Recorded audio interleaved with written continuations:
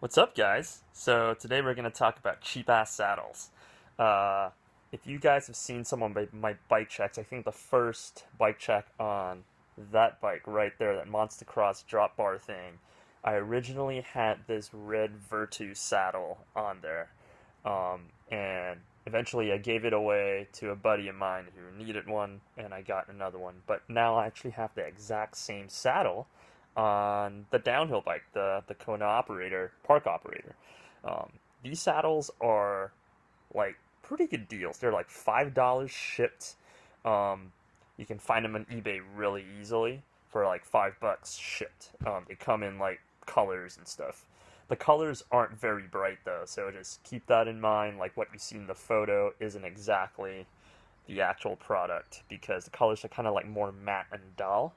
But it's $5 shipped.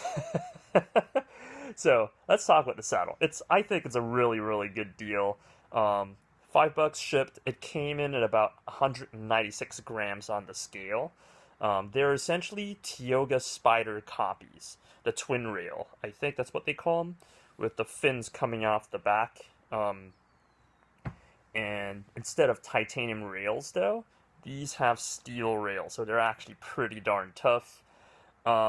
And they come in at 196 grams, so a little bit heavier than the original Tioga ones, but you're talking about $5 versus what, 60, $70 or some shit.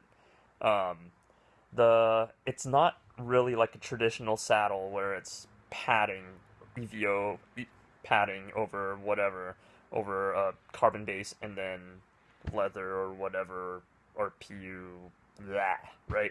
It's essentially a plastic shell which flexes under your butt. Um, Surprisingly, the saddle is actually pretty darn comfortable. It kind of like conforms to your butt. So I actually have my sit bones measured. I had my sit bones measured, and if I remember right, I'm somewhere within the 142 millimeter range of sit bone distance. And this saddle actually fits me pretty well. It supports me well enough. I did wish the center channel, or in other words, the cockpit was a little wider, because I did have some pressure on my perineum after a while when I was doing like long rides on the gravel bike. Because I have ridden this saddle on 200 milers. Like I actually did a High Roller Society attempt once on the saddle, and it wasn't too bad. I think I made it to something like 26,000 feet or something.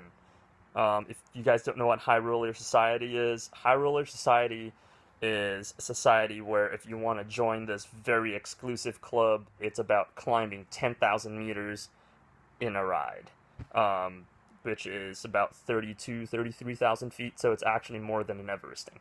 Yeah, and yeah, it's actually pretty comfy, provided that you have a proper chamois. If you are sitting on the saddle without a chamois, you can actually feel your butt skin kind of like going through the little hole, so that's kind of like a weird feeling. But if you've got a chamois on, it actually feels pretty darn comfortable, or a decent set of mountain bike shorts. Um, but aside from that, like there is no padding, but the flex works well enough where it just kind of like hugs your butt a tiny bit, and it's probably designed for someone with kind of like a 142 millimeter sit bone distance. Um, and it's pretty cheap at 100. It's like $5 and pretty lightweight for a 196 gram saddle. All right, so I have it on my downhill bike right now, and I've eaten shit on the downhill bike a couple times too, and the bike's tumbled and stuff, and the saddle's still fine. Um, I beat up the drop bar bike quite a bit, and then yeah, there were a couple like scratches and stuff in the saddle, but it came out just fine as well. The shape though, I'm not a big fan of the tails coming up at the end. Those kind of actually um, get caught on your shorts every once in a while if you move in like front and back a lot, or if you're riding mountain bikes, you're always moving around, right? Moving front and back, sometimes it gets caught on your shorts, so that's kind of like, eh, sketch. But it's also because I tend to run my seat post pretty high when I descend, anyways, for high speed stability stuff, for straight line stuff. Um, so, yeah, so there's that. And I think Tioga actually makes one. Johan Borelli actually rides a Tioga saddle without the tails, like, and he seems to be doing fine on it. But yeah, if there was a cheap version of that, I would totally get it. But this for $5 on this is actually not too bad. If you're on a bike which you're always seated on, if you're on a road bike, it's not that big of a deal. Provided once again if you've got a comfortable chamois. Um, Aside from that, I think that's pretty much all there is to say about it. Oh, how so I actually have a buddy of mine who actually ran this exact same saddle, because of that tail design. He had it on his downhill bike, his Turner DHR. If you guys remember one of those beautiful bikes, um, he actually ate shit pretty hard on a legit downhill track, and I think at some point the saddle, because of how pointy it was with the tails, it might have like cut him open a tiny bit, barely missing his balls. So there's that to consider. I haven't had any issues like that, but I mean that's one person's experience, which I've heard from.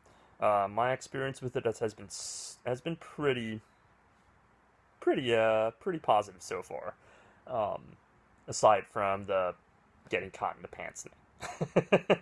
But yeah, I would definitely check these saddles out if you're not really doing anything gnarly. Just so, like, if you're just in an X seat, like a road bike situation where you're always seated and there's not much of a dynamic fit going on where you're constantly moving. Because, yeah, the shape of it does make it a little weird to move back and forth. Especially, oh my god, if you are running like a straight up XC height seat post which doesn't drop, that can be rough because if you guys have ever ridden full XC height, you're either in the front or in the back, behind your axle with the saddle in your chest, and that is uncomfortable as shit. And yeah, so that makes it pretty tough too. But for $5, not too bad. I guess just don't crash on one. And that's that on the Vertu budget saddle. Let me know what you guys think. If there are any other saddles which I might want to try out, especially since I just heard about that saddle like nearly missing my buddy's balls. So I'm really considering swapping the one off my operator at this point. But yeah, 196 grams for $5 shipped. Not too bad. Alright, talk to you guys later. Have a good one.